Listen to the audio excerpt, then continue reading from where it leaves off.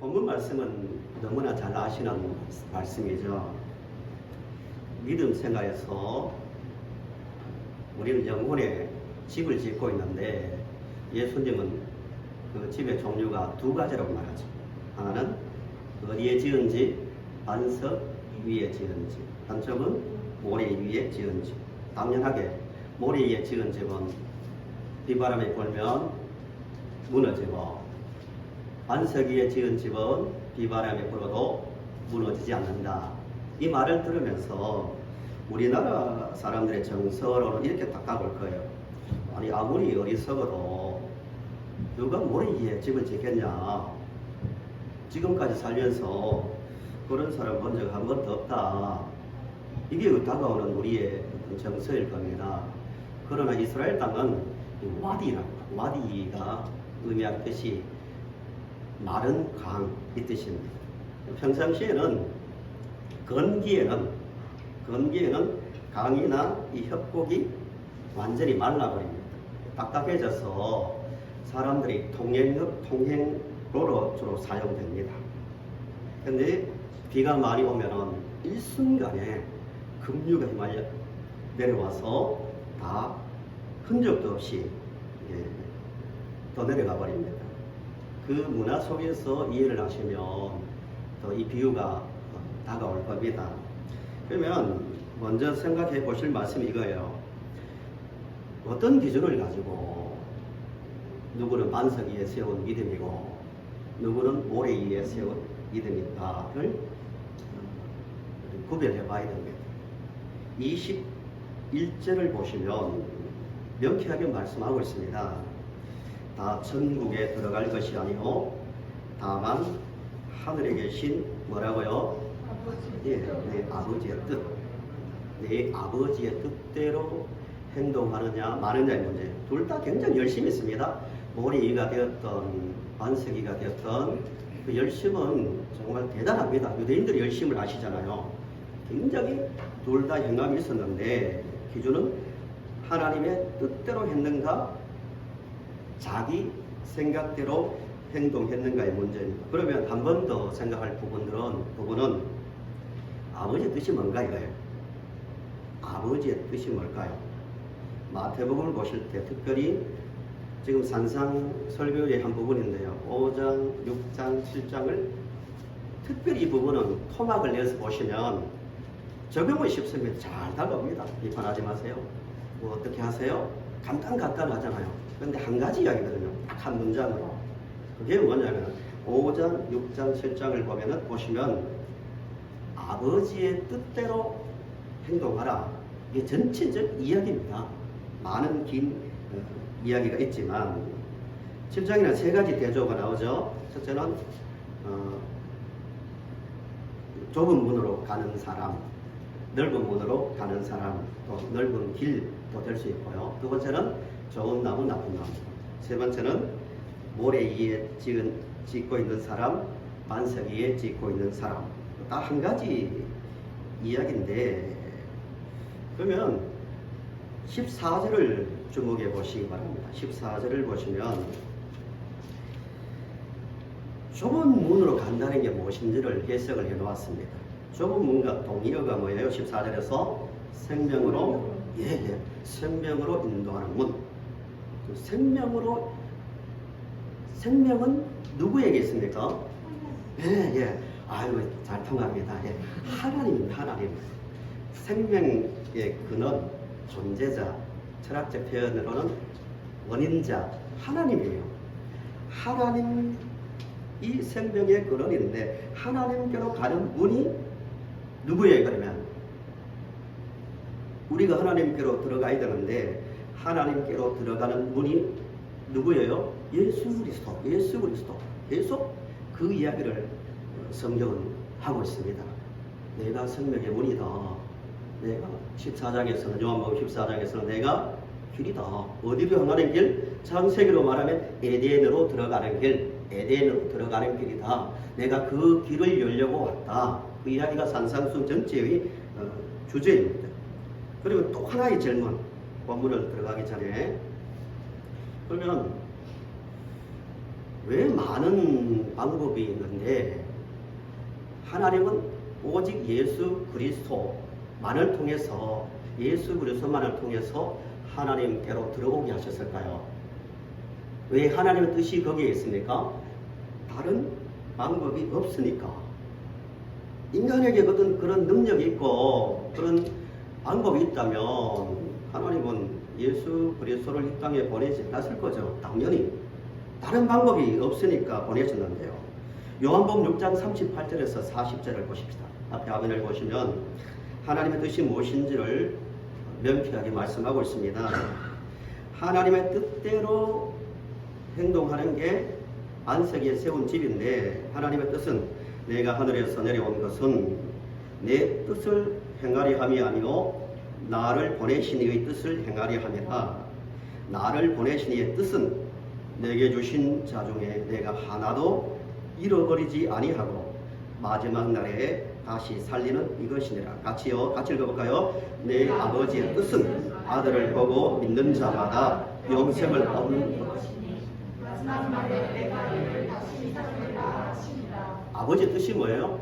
예수 그리스도를 통하여 하나님께로 모든 인생이 돌아오는 것, 창세기 표현으로는 에덴으로 다시 들어가는 겁니다. 이 말씀을 좀 더 구체화시키기 위해서 창세기 3장 22절에서 24절을 다시 보시기 바랍니다. 복음서를 이해하고 출발하는 구절 중에 한 구절이죠. 제가 읽어보겠습니다. 여호와 하나님이 이르시되 보라 이 사람이 선악을 아는 일에 우리 중 하나같이 되었으니 그가 그의 손을 들어 생명나무 열매도 따먹고 영생할까 하노라 하시고 여호와 하나님이 에덴 동산에서 그를 내어보내어 그의 근원이 된 땅을 갈게 하시니라. 같이요 이같이 하나님이 그 사람을 쫓아내시고 에덴 동산 북쪽에 그룹들과 두루 도는 불칼을 두어 생명나무의 길을 지키게 하시니라. 아멘. 그러면 질문이 하나 있습니다. 하나님께서 왜 아담과 하와를 에덴 동산에서 쫓아내셨습니까? 추방하고 그걸로 끝나는 게 아니라 생명나무의 열매를 먹고 영생할까봐 왜 길을 천사들과 불칼을 두어서 철저하게 막으셨을까요? 왜 막으셨을까요? 아시는 대로 이것은 죄에 대한 형벌이 아닙니다. 형벌로 보시면 굉장히 복잡해집니다. 하나님은 사랑의 하나님이신데 너 죄를 지었으니까 나가 이게 아니라 하나님의 사랑 중에 사랑의 행동이 아담과 하와를 에덴 동산에서 쫓아내고 그 길을 막으셨습니다. 왜냐하면 아담과 하와가 죄를 짓고 난 다음에 죄의 지배를 받잖아요. 철저하게. 로마서는 복음을 시작할 때 모든 성경은 그것을 강조하죠. 너 죄인이다. 아무리 노력해봐라. 죄인이다. 죄에 오염된 상태에서 에덴으로 다시 들어오면 어떻게 될까요? 저주의 연장뿐입니다. 에덴은 천국이 아니라 지옥이 되겠죠. 태어날 때부터 원죄를 가지고 태어나기 시작하니까 급하게 하나님께서 조치한 것이 다시 들어오지 못하게 막고 뭘 하십니까? 구원의 길을 하나님의 뜻이죠. 이게 하나님의 뜻이죠. 예수 그리스도를 통하여 다시 죄에서 깨끗하게 하고 난 다음에 다시 에덴으로 들어오게 하기 위해서 급하게 쫓아내신 거예요. 에덴을 보호하고 깨끗한 상태에서 들어오게 하기 위해서. 그래서 형벌이 아니라 놀라운 하나님의 사랑의 행동이었습니다. 이게 하나님의 뜻입니다.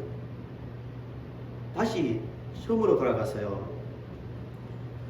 우리 인간은 스스로 힘으로 죄를 이기고 죄에서 벗어날 수 없잖아요. 그래서 하나님께서, 사랑의 하나님께서 그 길을 내신 방법이 예수 그리스도를 통했습니다.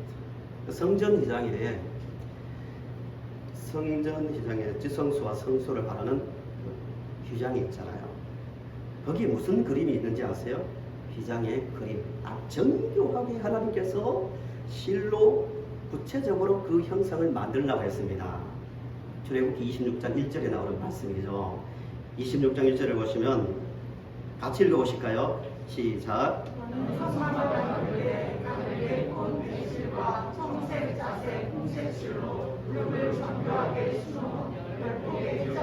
예, 여기까지요. 뭘 정교하게 만든다고요? 예, 이 색깔은 청색, 자색, 황색은 왕을 상징하는 색깔입니다. 그래서 그룹으로 나갔습니다. 창세기 3장의 이야기를 항상 기억시키는 거죠. 언제 거기서 이제 무너집니까? 예, 그렇죠. 십자가. 예수님께서 십자가를 지시기 전에 너무 괴로워서 하나님으로부터 버림받는 것이 괴로워서 하신 기도의 내용이 아버지의 마지막에는 물론 예면을 너무 괴로우니까 이 잔을 내게서 지나가게 해달라고 하셨지만 마지막에는 아버지의 뭐라고요? 뜻대로 그 뜻이 창세기부터 나오는 그 뜻 예수님은 알고 계시는 거죠. 모든 인생을 다시 생명의 길로 자신의 생명의 길이 되어서 하나님께로 인도하는 길 십자가밖에 없으니까 순종하는 거죠. 예수님 하늘에 십자가에 달려있을 때 하나님 침묵하셨잖아요. 한마디도 대답 안 하십니다. 겟세마네 동산에서 기도하실 때도 단 한마디도 대답하지 않습니다. 왜요? 그 길밖에 없으니까. 그게 하나님의 뜻이니까. 그러니까 안석이에 세운 집은 너무 당연하지만 어디에 세운 거예요? 예수 그리스도를 통한 구원의 길, 그 믿음 위에 서 있는 사람이 안석이에 집을 짓고 있는 사람입니다. 그리고 마지막으로요. 정말 중요한 질문. 그러면 예수를 믿기만 믿으면 이사야서 55장에 있는 말씀대로 너희들 값없이 돈 없이 값없이 오라. 아무것도 필요 없다. 믿기만 믿으면 된다.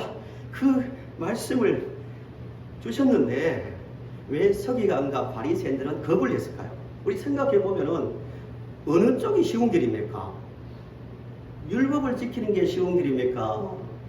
믿음으로 예수를 받아들이는 게 쉬운 길입니까? 예. 근데 왜 좁은 길입니까? 그 길이. 그리고 사람들이 말이 찾지 않는 길일까요? 본문을 이해하는 가장 중요한 부분입니다. 사실은 인간적으로 생각해 보세요.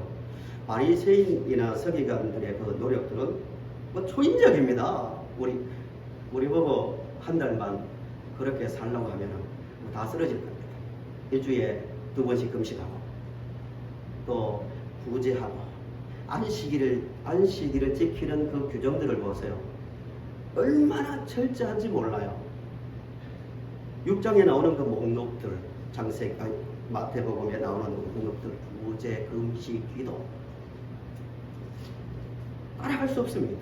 그런데 왜 하나님의 아들이신 예수님께서 두루뭉술하게 말씀하지 않고 성경 구절을 눈앞에 대어가면서 봐라, 내가 하나님 아들 맞잖냐고, 창세기 3장을 보라, 우리 이야기를 하면 다 그거 아니냐고, 내가 너희들 앞에 왔다고 했는데 왜 그들은 예수님을 받아들이지 않았을까요?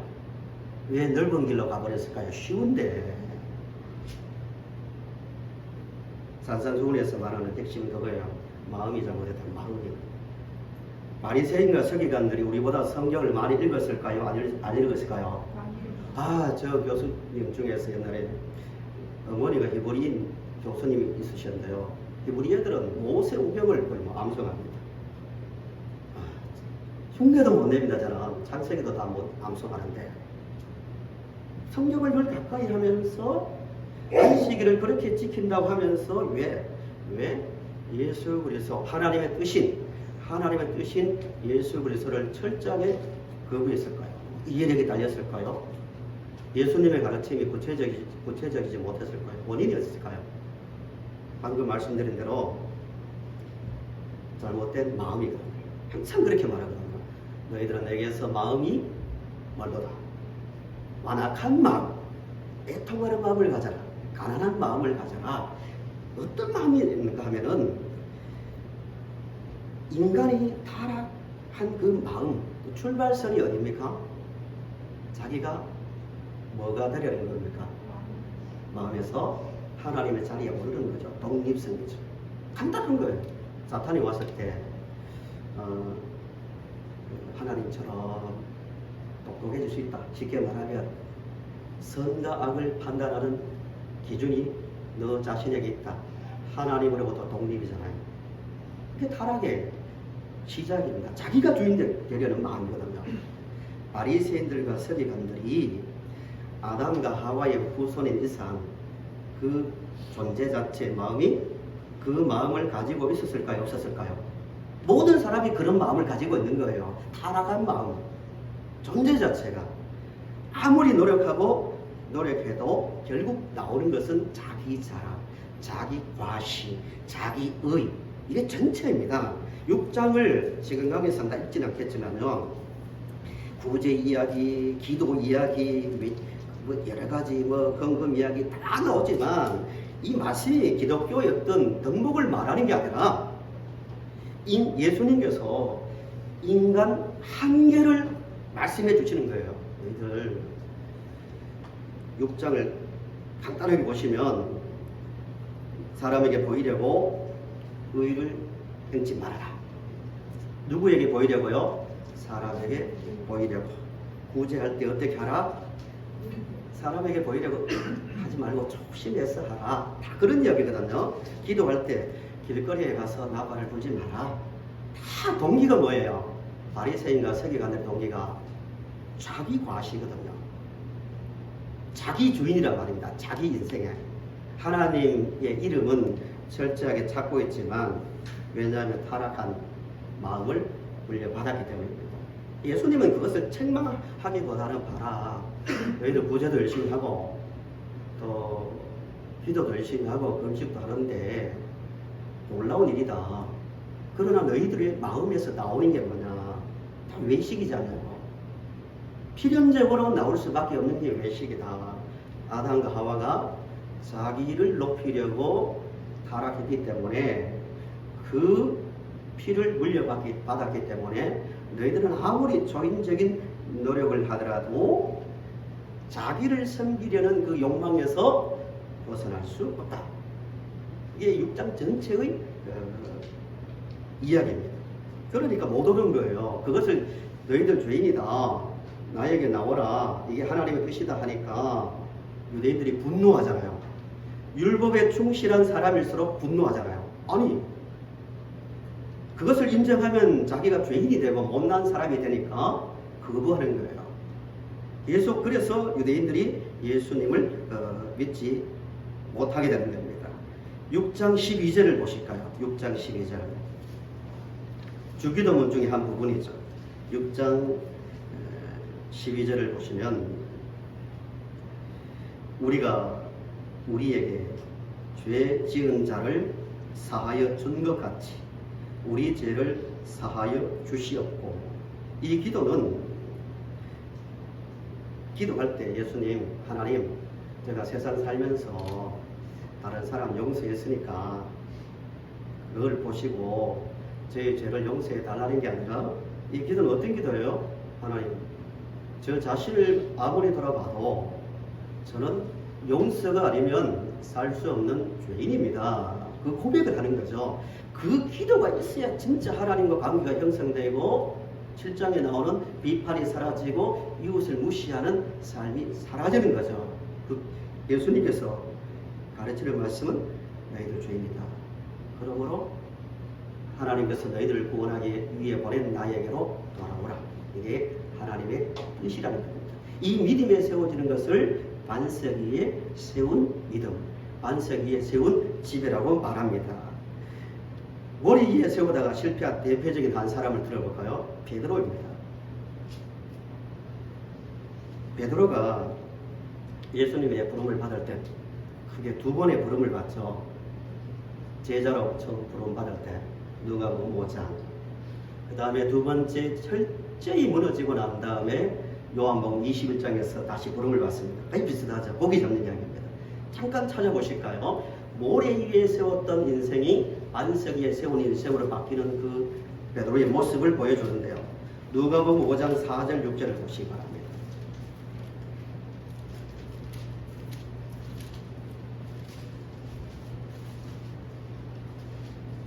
누가복음 5장 1절부터는 베드로가 예수님의 부름을 받는 장면이죠. 고기 잡다가 4절 6절만 보겠습니다.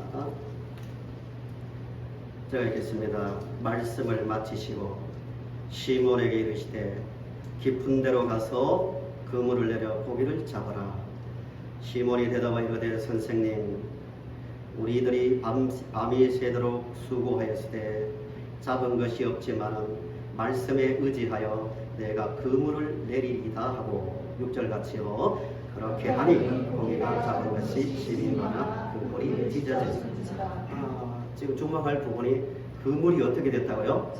중요한 이야기가 아닌데 30년, 40년 전 이야기를 회상하며 쓰고 있는데 굳이 그물이 찢어졌다고 말합니다. 상징적 의미가 담겨 있습니다.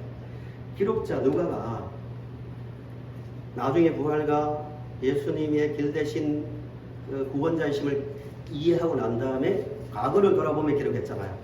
그때는 베드로가 그물이 고기 잡은 것이 찢어졌는데 요한복음 21장을 보실까요? 21장 8절 보시기 바랍니다. 요한복음 21장 8절.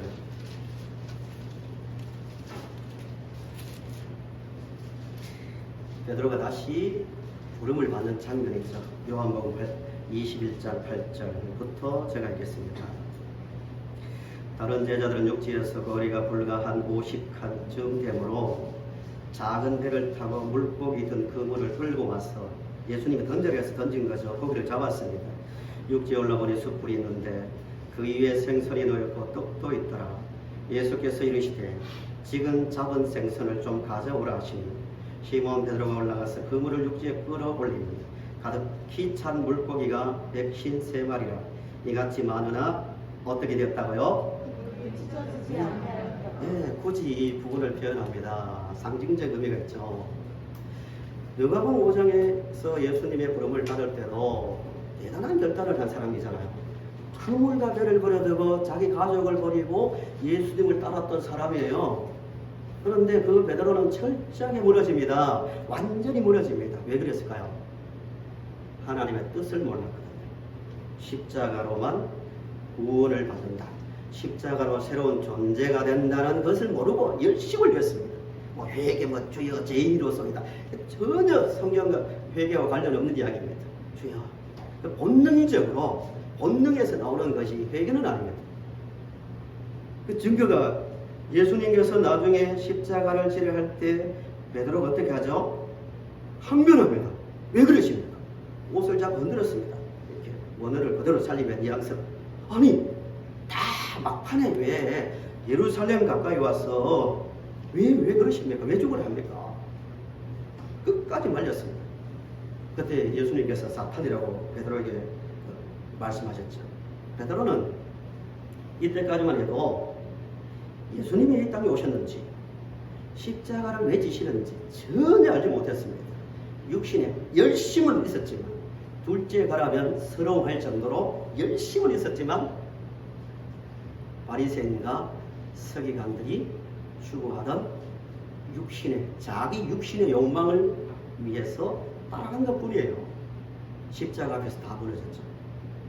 그런 베드로를 예수님께서 회복시키시는데 과거를 돌리는 거죠. 숯불에서 자기를 부인했으니까 지유를 위해서 숯불을 가지고 오고 다시 처음 자리로 돌아가서 고기를 잡게 하고 그러면서 베드로에게 십자가의 의미, 부활의 의미를 하나하나 깨우쳐 가는 거예요. 안색이 세워지는 겁니다. 그러니까 우리가 정말 매일의 삶 가운데서 무너지지 않는 믿음의 삶을 살려면 예수 그리스도의 십자가로 신분이 회복되어야 되는데 신분이 회복이 뭐예요? 하나님을 아버지로 주인으로 우리는 그의 백성으로 인정하고 사는 삶, 주인이 바뀌는 거죠.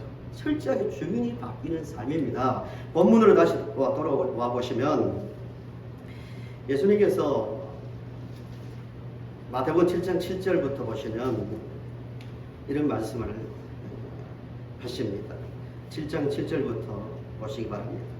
구하라 그리하면 너희에게 주실 것이요 찾으라 그리하면 찾아낼 것이요 문을 두드리라.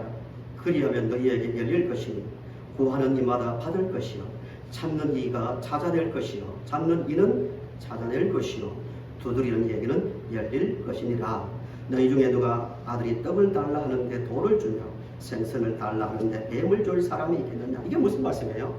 기도에 대한 이야기입니까? 열심히 기도하라는 말씀이 아니고 너희들 인간적으로 철저히 죄에 잡혀있지만 부재해도 안되고 기도해도 안되고 금식에도 나오는 것은 타락한 본능밖에 안 나오지만 그런 비참한 상태에 있지만 하나님께 구해보라. 너희 존재를 인정하고 구해보라. 뭘 구한다는 거예요? 6장 33절입니다. 그의 나라와 의입니다. 그 의, 예수 그리스도를 통하여 구원을 받는다는 그 진리, 그 진리를 인정하고 받아들여 보라고. 그러면 어떻게 됩니까? 성령 하나님께서 마음속에 오셔서 너희들이 주인이 되므로 너희 존재가 바뀐다. 그러면 갈라디아서 5장에 있는 말씀대로 성령의 열매들이 맺히기 시작합니다. 비록 지금은 나쁜 나무지만 절대 열매를 맺을 수 없는 존재지만 아무리 노력해도 너희들은 나쁜 나무야. 절대 불가능해.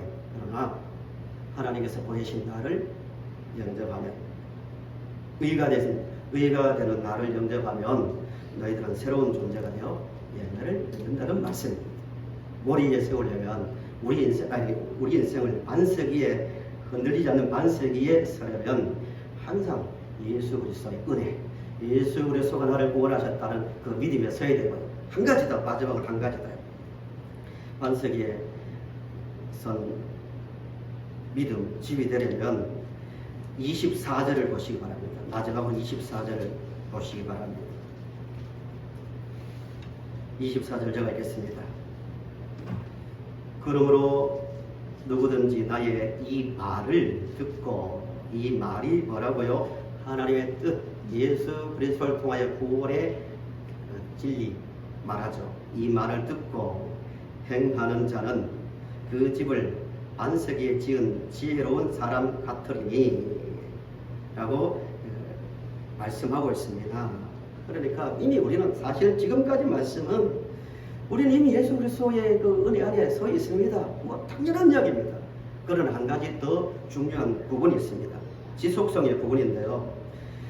정말 날마다 올해가 아닌 반석 위에 세우는 삶을 살아가려면 한 가지 더 필요한데 요한복음 15장 3절에서 5절 말씀입니다. 마지막으로 한 번 더 앞에 화면을 보시기 바랍니다. 지속성의 문제입니다. 보시면 요한복음 15장 3절을 보실까요? 요한복음 15장 3절.